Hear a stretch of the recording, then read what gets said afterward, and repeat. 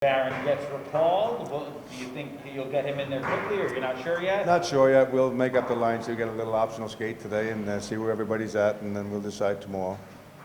Was there any attempt to talk to Kravtsov and see if he would be an option for you guys? That's not my department. Right now, I don't know what's going on with it. And Drew's talking to him daily, I'm sure, with the agents. But no, I don't know much information about that. You're just worried about the guys that are here. That's all I can worry about. So building off last night, like what are the key points for you guys, the points of emphasis now? Well, continue to build. We like what we did last night. Going to Montreal in their home opener, they played really well early in the game, and I thought we played a good, solid hockey game. We got great goaltending. They had great goaltending. It was a game that was up for grabs, and I liked the way we were gritty. I mean, we had to make some changes, obviously, in the lineup when Capo got hurt. So the guys continued to battle hard, and good players played really well. I thought we could have scored more. We had some great chances in our power play. But again, Jake Gallant made some great saves for them also. So it was a good hockey game. Could have went either way, and I'm glad we found a way to win. You opted not to dress Gauthier last night. Why? Can you explain why you didn't dress him? I mean, was there something? No, them are always tough decisions. There's no doubt about it. He's a good kid. He's played well. He's worked hard for us. And then you look at our lineup and you say, well, maybe we need a penalty killer here. Maybe we need a different type of player here. So that all goes into the factor, So when you're making your lineup with your coaches and your staff, that's what you look at. You look at different things. And again, I want to play everybody. There's nothing worse for a coach than telling guys they can't play. But that's part of our job. That's what we have to do. And I'm trying to start my best lineup to win every night. So that's what we do. With Capo out for at least the rest of the trip, as you say. I mean, is there opportunity there for Julian to get in the line? I mean, like I said, we only got 13 forwards right now with Morgan Barron, so we're going to decide tomorrow what we're going to do. When you lose two top six guys like that, does it change your game plan at all? It doesn't change the way we're going to play. I mean, we can't change the way we're going to play because guys are injured. We have a system we want to play, and right. Nothing's going to change there. But obviously, when you lose the top guys, Strome and Capo, it hurts your team some. But it gives other people opportunities. So it's not an excuse that they're missing Capo, they're missing Strome, they're not going to win tonight. That's not what it's all about. It's about other guys stepping up, which they did in Montreal. We asked Lafreniere last night if his line felt a little bit more pressure, not having Strome and not having Capo to produce. Do you sense that there would be more pressure on the top? I didn't sense that at all, but I'm sure players take that amongst themselves, and they know their scoring lines, and then they got to try and put the puck in the net, but it doesn't help. You just play your game. You can't worry about what's coming behind you. Like I said, I think we got good players. We got good depth players that fill into those roles, and it's an opportunity for them to step up. I've been involved with teams like that before, and guys step up. They get an opportunity, and that's what we want.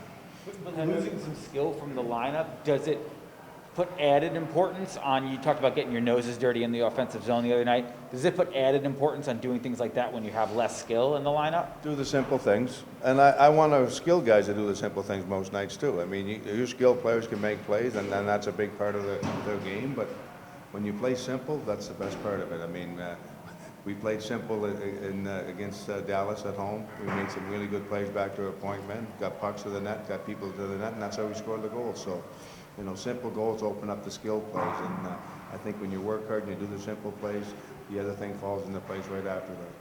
You talked last night about, you said of Igor that he helped you break out, I guess, and you got the puck out over the blue line. So beyond just simply stopping the puck, which is obviously job number one, does that make him a better choice, or than maybe another goalkeeper because he can help you with that part of the transition? That doesn't come into play when we're deciding on goaltending. No, I mean, I shouldn't say it doesn't come into play.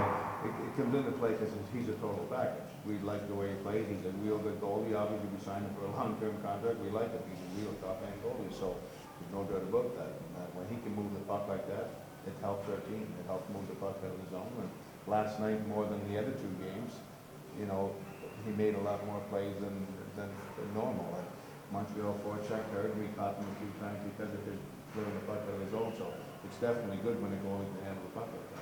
Are you 3 games into the season, into the regular season? Are you learning things about the team that maybe you don't learn from preseason? I mean, like the games are a higher level of intensity now. you learning more things? Yeah, no, last night I learned a lot about our character and the grit of the team. Like I said, we went in with a tough building. I mean, Montreal wasn't scoring much in the first couple of games, but they're a good hockey team, and they forechecked us, they pressured us hard, and I thought we were playing real well.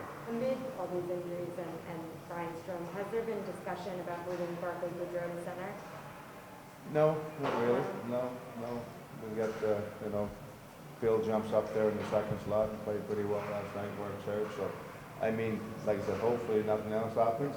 Barclay Goodrow can play center, he can play left wing, he can play right wing, but right now we're happy with him playing on the right side with Phil over there.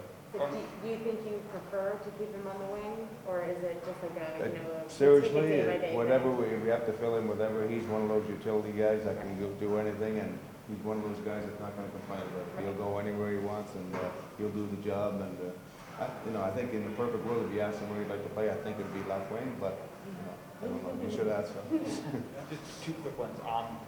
Strom, is he probably out for tomorrow? You don't think you'll have him? Stone? I was on COVID protocol, so. So is there a chance he could be here?